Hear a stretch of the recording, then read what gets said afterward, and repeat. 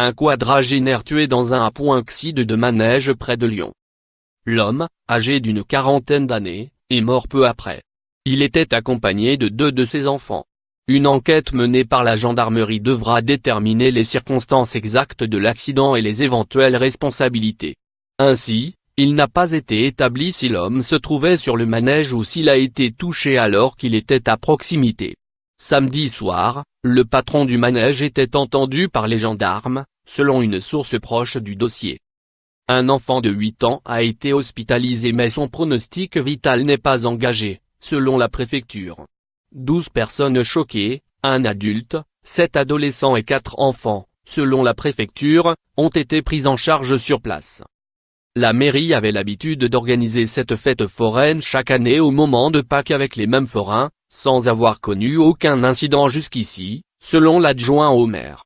Après le drame, qui a suscité une forte émotion dans cette commune d'environ 7000 habitants, la mairie a pris un arrêté pour fermer les attractions. Les accidents mortels sur des manèges sont rares en France mais, à chaque fois, ils relancent la question de la sécurité de ces structures. Le 4 août 2007, un père et son fils avaient été tués à la fête des Loges à Saint-Germain-en-Laye, Yvelines, lorsqu'une nacelle de manège de type boosté s'était écrasée au sol. À la suite de cet accident, une loi destinée à renforcer la sécurité des manèges avait été adoptée en février 2008. Le texte exige notamment un contrôle technique initial et périodique effectué par un organisme agréé par l'État. Le dernier accident mortel en France remonte à septembre 2014 à Flins-sur-Seine, Yvelines. 2 adolescentes avaient été éjectées de la voiture d'une chenille tournante à pleine vitesse.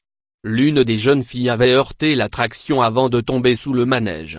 Elle avait succombé à ses blessures.